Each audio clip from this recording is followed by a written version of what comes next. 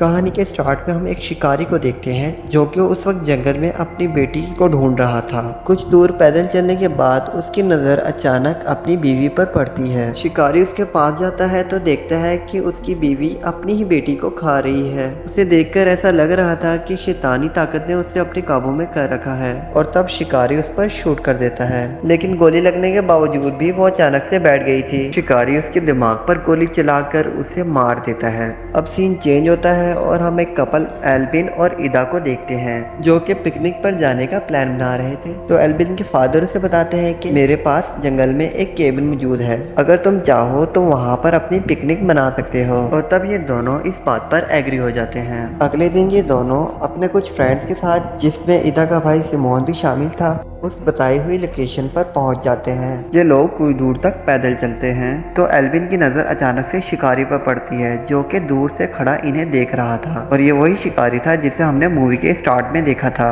Simone जब ये देखता है तो वो शिकारी को बुरा भला कहता है और तब शिकारी वहाँ से चला जाता है। थोड़ा आगे चलने के बाद इन लोगों को वो घर भी मिल गया था, लेकिन घर में तो लॉक लगा हुआ था और तब ये लोग उस घर की चाबी ढूंढने लगते हैं। इसी दौरान इनके दो दोस्त घर के पीछे जाते हैं। मार्कुस उस लड़की जिसका नाम मैरी था उसे कहता है कि तुम इस खिड़की की मदद से अंदर चली जाना और जैसे ही वो लोग दरवाजा खोले तुम उन्हें डरा देना। वो घर की पिछली खिड़की से मैरी को घर में भेज देता है। घर में काफी अंधेरा था तो मैरी कैंडल जलाकर उस घर का अंदरूनी जायजा ले रही थी और देखते ही देखते वो घर की बेसमेंट तक पहुंच गई थी। ये बेसमेंट काफी अजीब था और ऐसा लग रहा था कि कई सालों से यहाँ कोई नहीं आया। मैरी महसूस करती है कि उसके अलावा कोई और भी वहाँ मौजूद है और तब वो वहाँ से जाने लगती है, लेकिन तभी अचानक से एक क्रिएचर उसके सामने आता है जो उसे पोजेस्ड कर लेता है। और जब एल्बिन और उसके बाकी फ्रेंड्स दरवाजा खोल के अंदर जाते हैं तो वो मैरी को पहले से ही अंदर देखकर चौंक जाते हैं। तो मार्कस कहता है कि घबराओ मत, ये तो मेरा प्लान था। रात को ये सब फ्रेंड्स पार्टी एंजॉय कर रहे थे, लेकिन मैरी गुड फील नहीं कर रही थी और तब वो वॉशरूम जाती है। उसे खून की वॉमिटिंग होती है और वो देखती है कि उसकी आंखें आहिस्ता आहिस्ता रेड हो रही हैं। वो टैबलेट खाती है लेकिन उसका इस पर कोई असर नहीं होता और वो गिर जाती है। दूसरी तरफ हम लीसा को देखते हैं जो बाहर बैठी सिगरेट पी रही थी, लेकिन तभी उसकी मोबाइल की बैटरी लो हो जाती है। वो घर पे जाती है और अपने मोबाइल को चार्ज पर लगाती है, पर अचानक उसे सीढ़ियों की तरफ से कुछ आवाजें आती हैं। वो देखती है कि मैरी वहाँ पर बैठी है जिसे शैतान ने पूरी तरह अपने कंट्रोल में कर लिया है। वो उसे आवाज़ देती है मगर मैरी उस पर हमला कर देती है और उसके होठ की जिल्द को खा जाती है। चीखों की आवाज़ सुनकर बाकी दोस्त भी वहां पर पहुंच जाते हैं। मैरी दूसरी दोस्त पर भी हमला करती है और उस पर थूक फेंकती है जो कि उसकी आंखों पर चला जाता है। तब ऐन मौके पर सिमोन भी वहां पर पहुंच जाता है और सिमोन और एल्बिन मिलकर मैरी को दरवाजे के साथ बांध देते हैं। दूसरी तरफ हम ईदा को देखते हैं जो कि अपनी दोस्त जिस पर मैरी ने हमला किया था उसके मुंह की पट्टी करती है और उसे लिटा देती है। तीनों दोस्त परेशान थे कि उनकी दोस्त को आखिर हुआ क्या है। उसी वक्त दरवाज़ा नॉक होता है और एल्बिन दरवाज़ा खोलने के लिए जाता है। दरवाजे पर शिकारी था। वो कहता है कि मैं यहाँ करीब ही था कि मुझे अचानक चीखों की आवाज़ सुनाई दी, मुझे अंदर आने दो, शायद मैं कुछ तुम्हारी मदद कर सकूँ। तो एल्बिन उसे अंदर ले आता है। शिकारी पूछता है कि वो लड़की कहाँ है तो एल्बिन बताता है कि हमने उसे बांध दिया है, वो दरवाजे के पीछे है। शिकारी मैरी को चेक करता है और बताता है कि ये लड़की मर चुकी है। इससे पहले ये तुम्हें ज़्यादा नुकसान पहुँचाए तुम लोगों को इस लड़की को मारना होगा क्योंकि ये पूरी तरह शैतान के कंट्रोल में है। वो लोग शिकारी की बात नहीं मानते तो शिकारी उन्हें बताता है कि कुछ दिन पहले मैं और मेरी फैमिली इस जंगल में आए थे। मैं फिशिंग करने और पीछे मेरी फैमिली मशरूम ढूंढने चली गई और जब मैं वापस आया तो उनकी हालत भी ऐसी ही थी जैसे तुम्हारी दोस्त की। मरने से पहले मेरी बेटी ने मुझे बताया कि मॉम घर की एक बेसमेंट में गई थी। वो इन्हें ये भी बताता है कि अगर इस इन्फेक्टेड लड़की ने किसी को काटा या क्रोंच मारी तो वो भी इसके जैसा हो जाएगा। इन बातों के दौरान ही मार्कस अपनी फ्रेंड को देखने के लिए जाता है। वो उसकी ऐसी हालत देखकर रोने लगता है और उसके पास ही बैठ जाता है। तब लीसा जो कि इन्फेक्टेड हो चुकी थी अचानक से उसे खरोंच मारती है। वो उस पर हमला करती है और उसे काटने की कोशिश कर रही थी। वो उसे काटने ही वाली थी कि ऐन मौके पर शिकारी वहाँ पहुँच जाता है।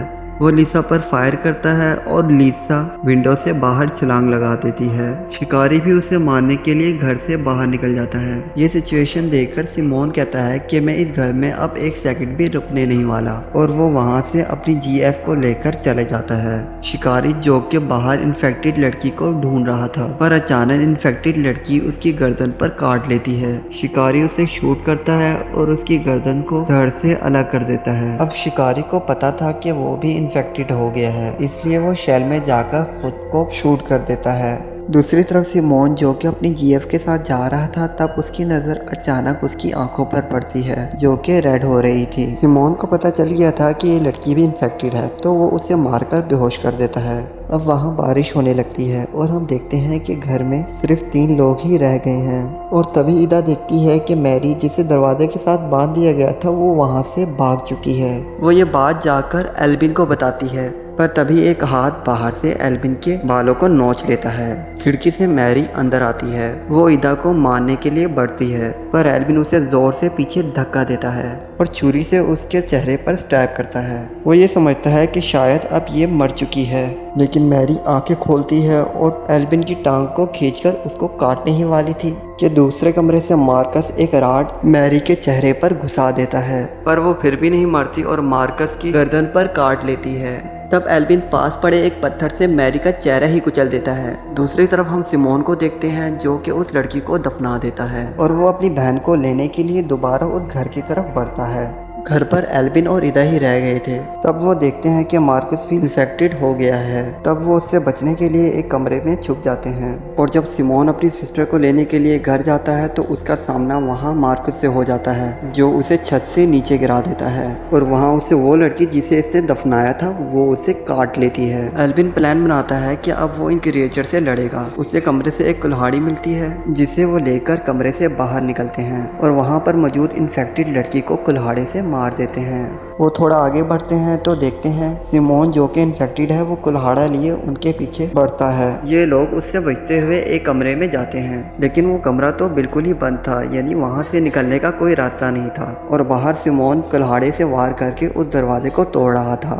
तब एल्विन को पता चलता है कि इस कमरे का फ्लोर तो कच्चा है, और तब वो पैरों से इसे तोड़ने की कोशिश करता है और साथ ही बहुत जोर से नीचे गिरता है, जिसकी वजह से वो शदीद जख्मी हो जाता है। इधर भी वहाँ से नीचे उतरती है और एल्विन उसे कहता है कि मैं बहुत जख्मी हो चुका हूँ, इसलिए मैं आगे नहीं चल सकता, मेरी मानो तुम यहाँ से निकल जाओ। तब ईदा एल्विन को वहीं छोड़कर घर से निकलने लगती है, पर जैसे ही ईदा घर के दरवाजे पर पहुंचती है तो वहाँ उसका भाई खड़ा था और वो भी इन्फेक्टेड हो चुका था और उसका चेहरा काफ़ी ख़राब दिख रहा था। तब ईदा उस पर कुल्हाड़े से वार करती है, लेकिन उस पर तो इसका कोई असर नहीं होता।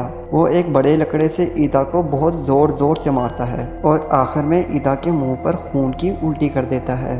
अब हम एल्विन को देखते हैं जिसे होश आता है और वो सामने सिमोन को देखता है, जो उसे उस वक्त कुछ कह तो नहीं रहा था, पर फिर भी एल्विन एक हथौड़े से उसका सर कुचल देता है। वो वहाँ से बाहर निकलता है तो देखता है कि ईदा ज़मीन पर पड़ी है और उसका भाई सामने खड़ा हुआ है। अब यहाँ इन दोनों के दरमियान खूब फाइट होती है, दोनों एक दूसरे को बहुत बुरी तरह मार रहे थे। तब एल्विन घर से बाहर निकलता है और शेल में पहुँचता है, जहाँ पर उसे शिकारी की शॉट गन मिलती है। जैसे ही सिमोन वहाँ पहुँचता है तो एल्विन उस पर शूट कर देता है। इसके बाद एल्विन घर पर जाता है और वो ईदा की ऐसी हालत देखकर रोने लगता है। ईदा जो आहिस्ता आहिस्ता इन्फेक्टेड होती जा रही थी, पर एल्विन उसके लिए कुछ भी नहीं कर सकता था। वो उसे होश में लाने की कोशिश करता है, लेकिन उसकी आंखें तो लाल होती जा रही थी, यानी कुछ ही देर में वो भी क्रिएचर में बदल जाती।